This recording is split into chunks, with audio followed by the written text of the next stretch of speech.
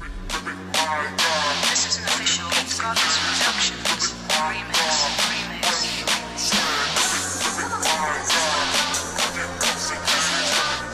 What's up, everybody? This is Bree from Young, Safe, and Free, and I'm back with this week's Tuesday Talk. And I know, y'all, I said I wasn't taking no more breaks, but the last break was unintentional because, I had a few people over here, and then I was going to do it on Instagram, and I was like, oh, I'm going to just do something different to switch it up to see if people like this better. That ended up not happening, and then I was out of town last week for Labor Day, and it was just, oh my God. I didn't mean for it to be like that, honestly. But I guess we'll go ahead and get into it. Oh, before we get started, also, if you're interested in my shirt, it is from Beacon Threads. This is not sponsored. It's just, sometimes people be asking. And my earrings, they are crosses. I love cross earrings, but they are from the beauty supply store, so I can't put no link to this nowhere. I guess I can look on Amazon to see if I can find some kind of like it. But it matches my tattoo. Isn't it cute? Isn't it cute? Well, this way it would have matched it. But, y'all, excuse me. I'm in a really good mood today. I'm not really sure what's going on. I'm not complaining, but I have a lot more energy than usual. But this week we are going to be talking about this whole John Gray situation and, child. I was kind of split on whether or not I want to talk about it, to be honest, because I am a big John Gray fan. I love John Gray. This is a very touchy subject to me, and I think some of the things that I want to say about it, it's going to rub some people the wrong way. I don't really care if it rubs me the wrong way, because it's my channel. I say what I want to say. If you don't like it, you can go off the channel. You can watch another video somewhere else. But yeah, I think with this situation, I think it is unfortunate. And, am I surprised? No, not at all. Because if he did it before, he'll do it again. And I'm not talking about God in this context. I'm talking about a human being. If they did it before, they'll do it again. I'm not saying, and I'm not saying that people that once cheated are always a cheater, but they are more likely to cheat again, And so it's like when I saw the video, I was like, oh no, not again. Like, you were doing so well. But then there's like also another side of it, and I wish I had my niece here to do this video with me because we could have been talking about this. But, there's sometimes, he's not the only pastor that's out here cheating on his wife. Like, let's just be clear. That's not the case at all. He is not the only one out here cheating on his wife. But I think with him, the reason why he's catching so much heat for it is because of how he treats his wife in public. In public, it's like, she's my world, she's my earth, the moon, the stars, my whole galaxy. Like, he puts her on this pedestal, but then it's like, if you feel this way about her, why? Why are you cheating on her? Like it just doesn't match up. And it makes it hard for people who look at them as an ideal marriage. Granted, this is not the first time that he has cheated on her, as we have seen, but it's, it makes it different. Like, it's almost like you're being a hypocrite. And like I said, I love John Gray, so it's not that I'm bashing John Gray. It's just, had this not been him, if it put any other pastor, preacher, or whatever that I know in that situation, this is how I would feel. If you put your wife on a pedestal and make it seem like to the whole world that she's your everything, and then you cheat on her, it makes people look at you sideways. And that's why he's catching the heat that he's catching. Because there's a lot of pastors and preachers and traveling, itinerary preachers that's out here cheating on their wives or whatever, and it's no secret. It's no secret, really. Like, it's really no secret that people in ministry do it. And I'm not saying that it's right, but it's not a secret that it happens. So when it happens, most times in those cases, the wives are treated, they're taken care of, but they're not necessarily adorned. They're not necessarily gushed over. You know what I'm saying? Like, it's usually like, oh, she's fine, I take care of her. Like, I just bought her a G-Wagon, or I just bought her these bags, she will be alright. It's not like he just makes these grandiose gestures, all the time. Like, as far as publicly speaking about her, now you might see pictures of them together here and there, but it's not anything that extreme. And I think I truly believe that John Gray loves his wife. I do. I really want to believe that. And the issue I think with them and with a lot of people is that he's not whole. He has all these issues that keep coming up, but if you don't deal with those issues, they're gonna keep coming up. He has daddy issues. And it's a very uncommon thing to talk about with men having daddy issues, but it's a real thing. And so for him, I'm not making excuses for him, but when you have unresolved issues, they're gonna keep coming up. Have you ever, there's some people I know that have been cheated on, and so every time their new significant other, not the person that cheated on, but their new significant other does something a little kind of like that is not the best thing to do. Not necessarily that they're cheating on them, but oh, I don't even have my phone in here with me. Let's say this is my phone, and we're at dinner and let's say I'm at dinner with my boyfriend or whatever, and he puts his phone down like this when we sit down. And if I immediately start going off, it's because in my mind, because you put your phone face down, you don't want me to see who's calling you. You don't want me to see who's texting you. And because you did that, you're cheating, right? That's not always true. Some people just do that. Some people, I don't want any distractions. Let's put this down. And it's already, you know what I'm saying? Because your phone doesn't always vibrate for everything. So if my phone lights up, I don't want to see it because I want you to have my attention. But it's like PTSD. When things happen and you don't work on those issues, it keeps coming up, keeps coming up, keeps coming up. So with John Gray, he has daddy issues. He has not addressed those issues. I don't know what's going on with his hand over here. He has not addressed those issues. So they keep coming up, and this issue keeps coming up. And it's funny because I was talking, my first lady does this thing, Tea Time with First Lady. And she did one yesterday. Today's Monday when I'm recording this. So she did one yesterday and was talking about how, Proverbs 31 woman has all these things in order to prepare her, right? So she's getting ready to be a wife. Not necessarily that she's focusing so much on the domestic things, but she has her own things that she's working on, right? So in the same sense, men should do the same.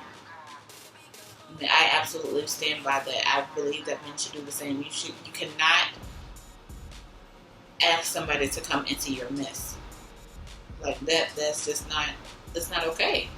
You don't do that. If you want somebody to be in your life, you have to make sure that that's the same thing with somebody. Like if somebody came to your house, you don't want nobody to come to your house and your house is a mess. Like right now, ain't nobody coming to my house because I still got shoes that need to be put up. I'm literally looking at them right now. They're right behind my computer. Shoes that need to be put up, a box that needs to be torn down and taken outside. I wouldn't want nobody to come to my house like this right now. So if your life is a house, if your life is a mess, why would you want to invite somebody into that? If you know that, and sometimes this is the thing. This is the thing that some people do, right? So when we know we got people coming over, we do that 10-minute tidy up, we just put stuff out of the way and just put it away for right now, and then we forget that it's there, right? And then it's then when we start looking for it, or we open that area, we open that closet door, everything comes falling out. Everything comes falling out because it wasn't really taken care of and it wasn't put the way that it was supposed to. So if we don't prepare ourselves for that, you go into situations and that closet gets open, boom, everything is coming out. All your issues. It's like opening Pandora's box. And I think that it's unfortunate that this is happening with them. I think that, I really think people should work on their issues because the Bible says when it comes to marriage, specifically, the two became one. The two became one. You can't be a 0.75 of a person and then get with another person that's one. That's 1.75. The Bible doesn't say that 1.75 became one. It said the two became one. You have to make sure you're as whole as possible. Granted, we're still going to be growing. We're still going to be evolving as people. But can't go with something broken and expect somebody to fix you. That's just not how that works. No, that's not how that works. You cannot do that.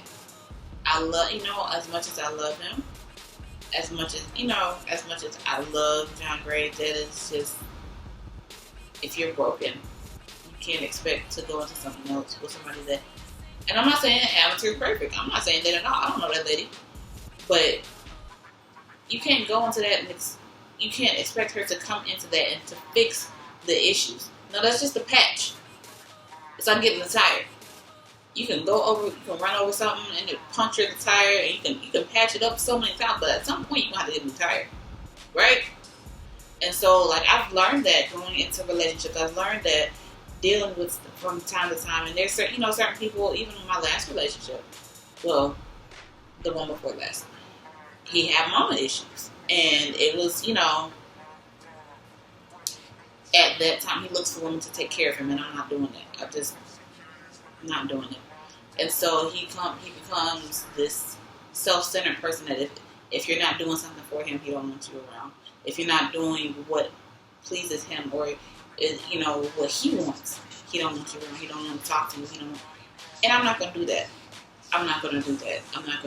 Like, we're all grown here. Like, you need to go get your issues worked out instead of keep inviting people into your mess. And so, I'm at a place now where I'm like, wow, I see that. I see that in so many people, and it's just, I wish people knew that. I wish it wasn't something that we have to learn as we get older. I wish this is taught, that people would actually teach this.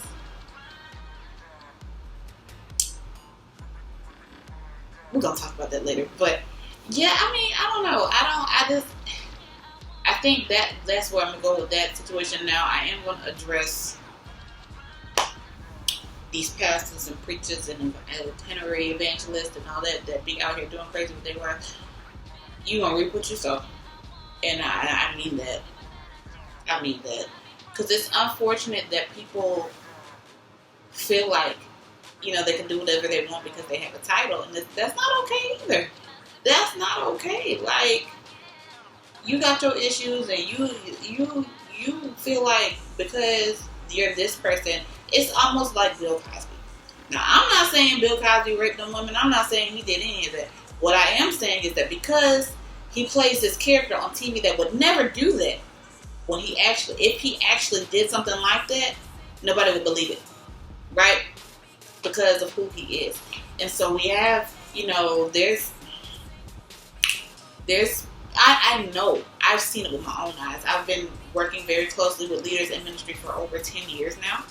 And I've seen it all. I literally have seen it all. And I'm like, you follow that pastor? Like, you supposed to be a pastor and you live in two lives like this? Like, that's not cool. Like, no, you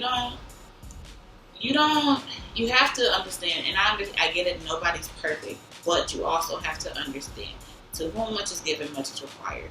So, you can't live like hell and then try to preach Jesus to everybody. Like, you have been given this anointing for that, so you need to honor it. And even if it doesn't hit you, it may hit somebody that you're close to. It may hit your mama, it may hit your wife, it may hit your children.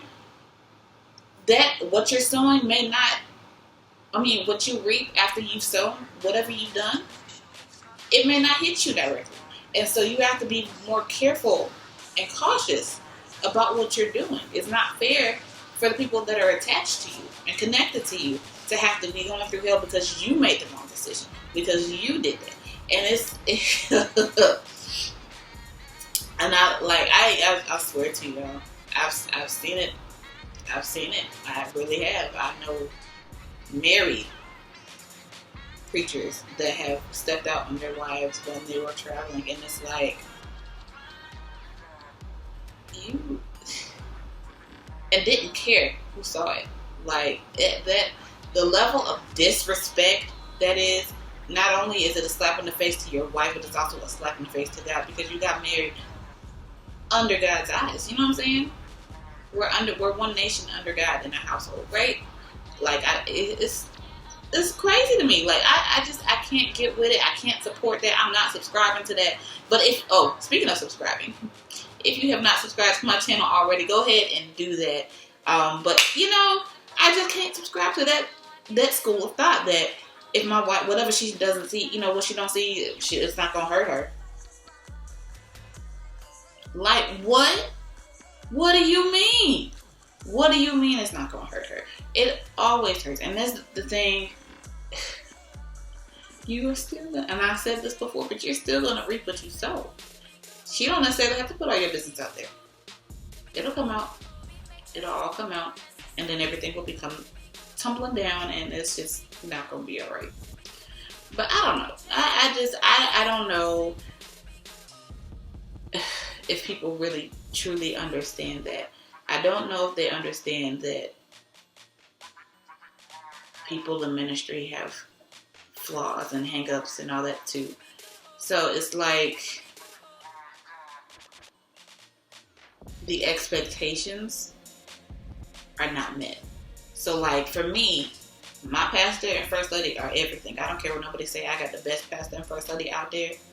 And I know that my pastor loves his wife. I know my first lady loves her husband. I know that. Like, it is, the love is there. So if anything like that ever came out, I don't know what I would do. I would feel like, even though it's not me directly that he's married to, I mean, he's not married to me at all. But if something like that came out about my pastor, I would feel like my world is shattered, because they're the ones that I look to as far as the marriage that I would want. Somebody that supports me in ministry and in business, in life, you know? So it's like, it's a letdown. So that's why people get so upset about it. It's not that people are so nosy, it's just they look to them as an example. So what do you do when this happens? That's what they need to talk about. Like, Aventer, I need you to talk about it, because it's happening. It's a real thing. It happens. You're not the only person that's going through that. And I mean, when she's ready, she can talk about it. But it is something. It's a necessary conversation. I mean, I would want to hear, and I wouldn't want to hear just to be nosy. I would really want to hear, because there's some women out there who have, experienced that and have left that situation, but they're still scarred from it. So they can't invite somebody back into their house because they still got this junk from this last person, right? So it's, it takes time. It takes a lot of time. But that's all I have for you all. So be sure to like, comment, and subscribe. And I will see you all in the next video. Bye.